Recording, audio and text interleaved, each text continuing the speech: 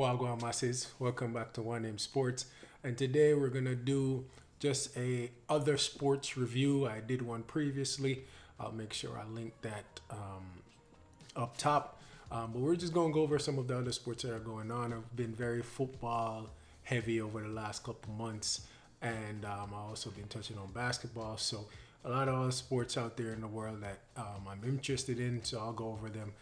It's just a quick fire flash fashion and give my thoughts on some of the happenings in the world of other sports. Please, just with all my other videos, continue to support. Please like, subscribe, and share the video. You know, WhatsApp, Facebook, share it around. Share some of my previous videos as well. And look out for the continued coverage of the Gold Cup matches with the Reggae Boys. But without further ado, we're gonna get right into it. And we're gonna start off actually with an older topic, which is a prelude to another video that I have coming out next week, which is the Olympics. I won't get into the Jamaican Olympic team, but I have to touch on an old issue with the sprinter for America that they thought that was going to, come take the sprint crowd for these women, and she was smoking because her mother passed away. Listen, you're not the first, and you won't be the last athlete to deal with tragedy. So to expect, especially from some of the other athletes that were in support of her, to expect the sport to bend the rules just to fit your individual cause doesn't even make sense. So yeah, she got her just desserts in terms of, you got your suspension and now you're not a part of the Olympics, but that's what there are consequences for the decision you make. We shouldn't be babying people. So, next time maybe you can look forward to the next Olympics in 4 years' time. So that's all I'll touch on for now. Again, a more in-depth video on the Jamaican Olympic team will be coming up, so be on the lookout for that. The next thing I want to touch on with a big pivot is cricket. Just the other day, I was taking in the T20 with the West Indies team. Not telling a lie, it's been a rough year for the Windies. Other than the Sri Lanka series, we've just kind of been getting beat. I don't think we've won another series or even kind of come close. Performances are not very good outside of the T20s, which, everybody loves swing the bat. I used to be the same way when we did in our primary school. But overall, I think our biggest weakness is bowling. We just can't get consistent, top class bowling. We were spoiled for choice, back in the 90s when we had Walsh and can't remember the other dude from Antigua or one of those countries, but Ambrose, right? But right now, we just have a bunch of, we don't have any top class bowling. I think it's hurting us. Holder comes the closest, but I think he's like a medium place all around, more of a batsman. So that's really our biggest missing weakness right now. It doesn't matter what else is going on. We can't really seem to, especially on the test match level, if we put any wins together. So, right now, I think we're facing Australia. I don't really have much hopes for that one. But, the team is young. I think like we're in a area of transition. So hopefully in a couple years' time, we'll get back to the West Indies that we can be proud of. And we get back on that top level. Again, moving on. I'm going to talk about tennis a little bit. Tennis, it's been for the longest time. I had two stakes in the pot, to call it that way. I had Federer and I had Serena. And after what just happened in the last tournament, between injuries, sad to say, it looks like it might be the end of the road for both. Two legends of the game. I know Federer is probably going to press on, but Serena just doesn't look up to it anymore. And I know she wanted to catch Steffi Graf and eventually, be that undisputed greatest of all time. But it doesn't look like her body can hold up to it.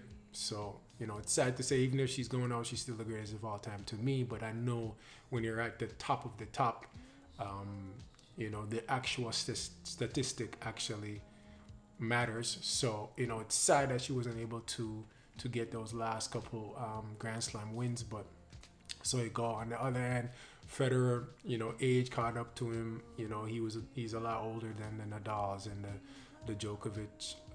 So he was the first to 20, but no, he's in a three-way tie with the three other legends. So it was.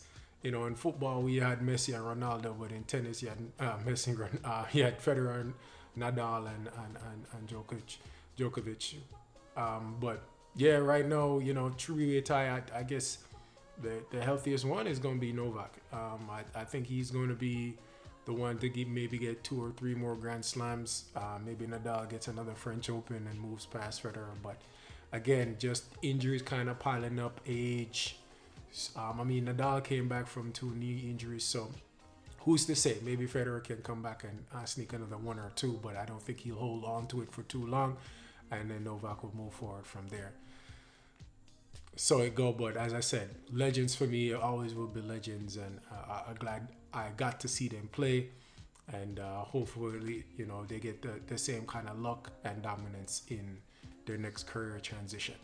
All right, the last 2 sports I want to talk about. One is the MLB. I'm not a big MLB fan to all that. My team in there is the Yankees. I've only been to one game. I had won some competition and I was in box seats. Of course, I enjoyed that. But I've never watched a complete game on TV. But again, my stake is in the Yankees because I used to live in New York. And right now, they're trash. What was it? The last time we won was 2008. No matter which managers we're bringing in, all this money we're playing for, all this talent, Judge and this pitcher and that pitcher, we can't dominate anymore. The game has, everybody's in the Moneyball system where you're getting, specialists that are fulfilling a certain need. And they're putting runs on the board. They're playing defense. And we can't seem to match it. All this money that they have in free agency to attract all these players to New York, the Big Apple, the land of endorsements and all that. You're not putting the World Series behind it. I think it's a waste. I think there has to be some kind of change in the thinking, maybe on the general manager level. But if you look across town, you look at the Mets, they're much better. But we better not look too far north, because if you look at the Red Sox, even though they're not where they're supposed to be this year, a couple years ago they can say, we've won, a World Series recently.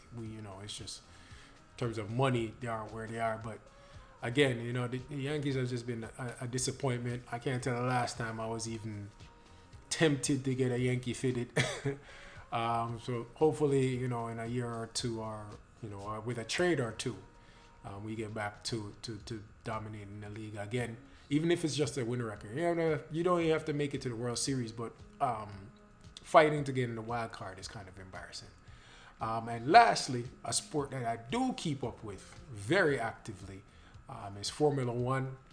And this is probably one of the most interesting years over the last 3 or 4. I'm used to the one black man in the field dominating with his Mercedes. But this year, Red Bull and that Honda power plant, I don't know what them doing, but them going to need to find out what's going on with that smaller and more efficient, more durable engine, and put it across all the other vehicles, because in Max's hands, they've been kind of running away with the wins. It took Hamilton taking him out. I say that jokingly, but I really do think it was a racing move in Silverstone last weekend. I don't think there was any malintent in there. If you actually seen the entire lap, Max was playing hard defense in order to keep Hamilton behind him. A lot of late braking, a lot of weaving on the track in order to break the slipstream.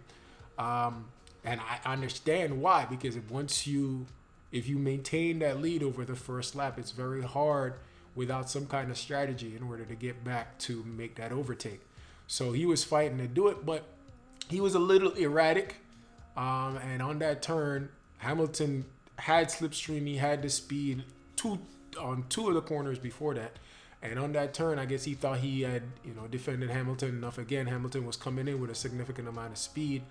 And yeah, even though they're like, oh, Hamilton should have gave him more space. There was a little more space on the inside. Hamilton had more speed than Max did.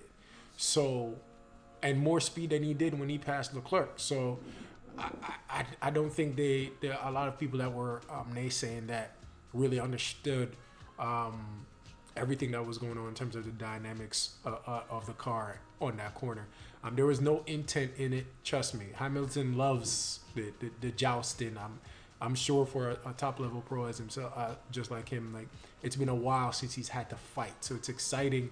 Yes, you want to win, but you want to win over your rival. You just don't want to win against scrubs. You know what I mean? And no offense to everybody else, but if it wasn't Bottas, there was nobody else that was really challenging Hamilton over the last couple of seasons. So to have Max in the competition, I know it's something that even in his later years and, you get that complacency, it's exciting. So he didn't want to take Max out, especially not in that fashion.